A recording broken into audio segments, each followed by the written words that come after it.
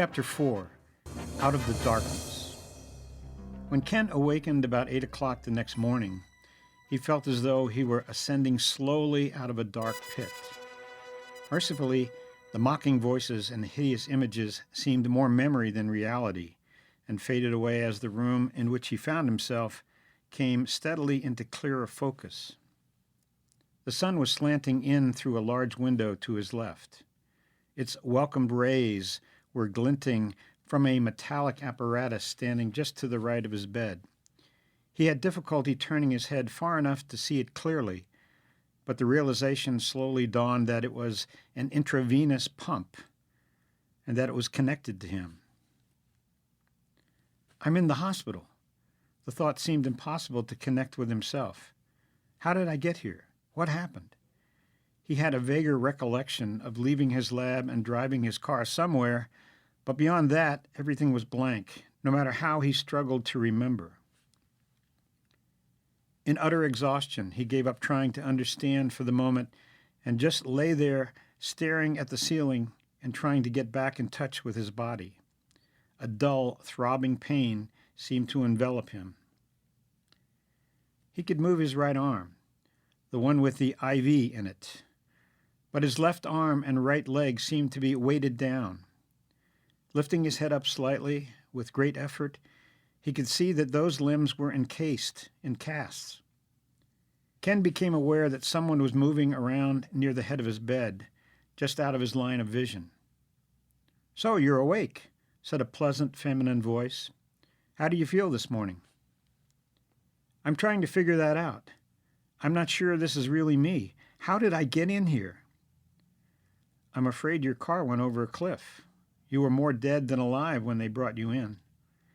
Now the nurse came into view and stood there looking at him with obvious empathy. "A cliff? Really? I don't remember being near any cliffs." Ken tried to adjust his position and groaned at the pain. "Was anybody with me? Anybody else hurt?" "No, I don't think so." "When did it happen?" "This is your 4th day in here, and the first time you've been conscious. You don't know how lucky you are. You've improved so much in the last 10 hours. It's just incredible. I'm going to slow the IV and see if you can take some clear fluids. The doctor's moving you along as fast as you can go." The nurse reached for the controls. "I'm going to raise your head up a bit. There. Now let's see how this goes down." It was painful swallowing at first. After several swallows, however, the pleasant liquid with a slight lemon taste went down smoothly and seemed to soothe his throat. He managed most of the glass, then lay back exhausted. As he dozed off, he heard the nurse's voice drifting through a fog. "I'll be back soon. We're going to move you out of intensive care to another room." "How's the miracle patient doing today?" At the sound of the enthusiastic voice, Ken turned his head painfully to see a white-garbed physician bursting exuberantly into his room. The lean, energetic man, looking much younger than his 56 years, seemed to take in Ken's entire situation at a glance. It was obvious that he was pleased, very pleased, with what he saw. "Doing? I'm plotting my escape. That's what I'm doing," retorted Ken, managing a wry smile. He was propped up in bed and drinking from a glass of water that he was holding with his one good hand. "When do I get out of here?" "And what do you mean by miracle?" "Well, you are on the mend. There's no better medicine than a good sense of humor," said the doctor, ignoring his questions for the moment. "I can see we're going to have to tie you down." Elliot stood there for a moment, grinning at his patient approvingly. At last he said quietly, "A miracle, my friend, is something that only God can do, and you're it." The tall, wiry figure bent over the hospital bed to lay a hand gently on Ken's good shoulder. "By the way, I'm Dr. Harold Elliott. You can call me Hal. I'm the director of trauma surgery. My assistant and I tried to put you back together the other day." "Were you able to do it?" asked Ken, eyeing with interest the tousled black hair with streaks of gray and the intense but kindly face so near his own. He glanced at his pain-racked body. It looks like you had a lot of mending to do. Seriously, doctor, what's the prognosis? Yesterday, practically hopeless. Today, excellent. Complete recovery.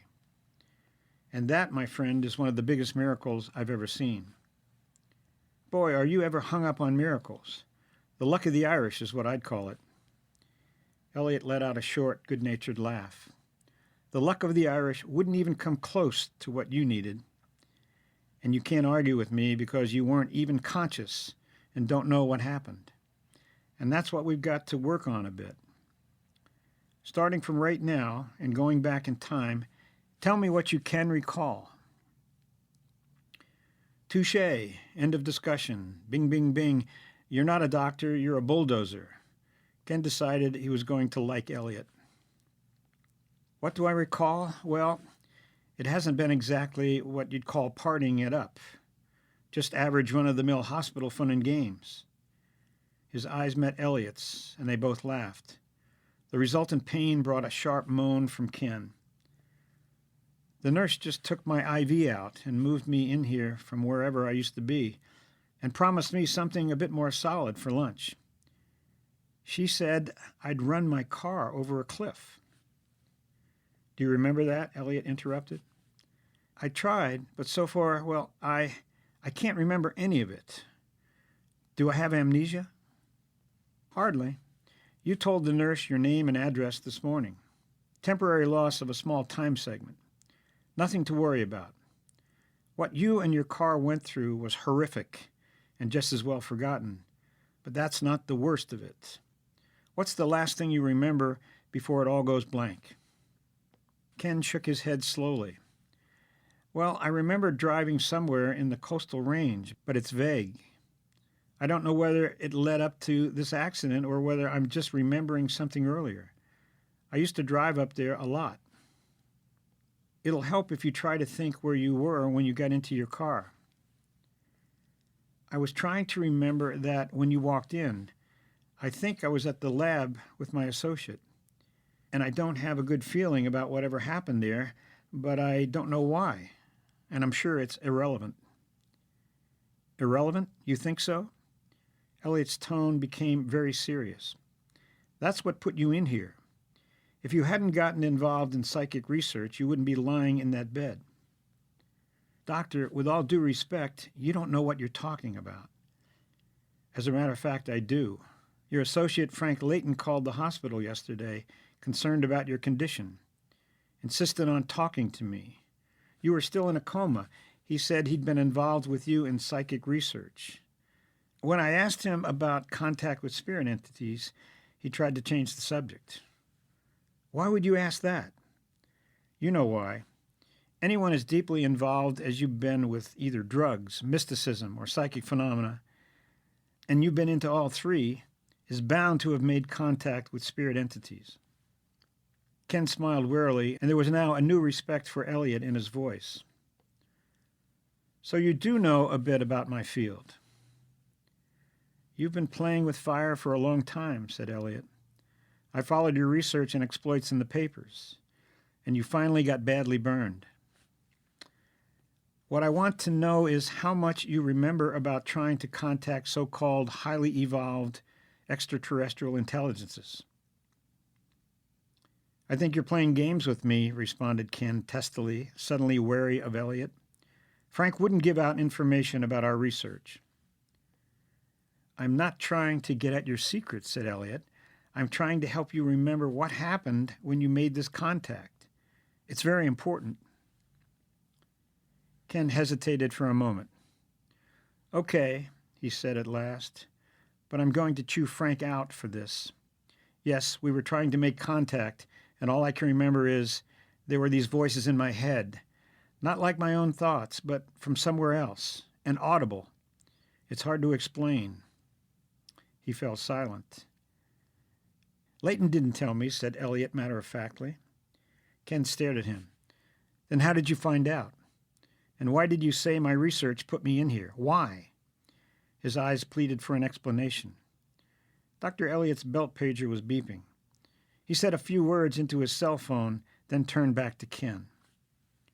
Excuse me, said Elliot. I've got some other patients to see, and anyway, you need to get some rest before we talk anymore. I'm not letting you off the hook, Doctor. You made some pretty strong statements that I want clarified, okay? You can count on it. I'll get back here this afternoon, and then we can talk some more. In the meantime, have a good sleep.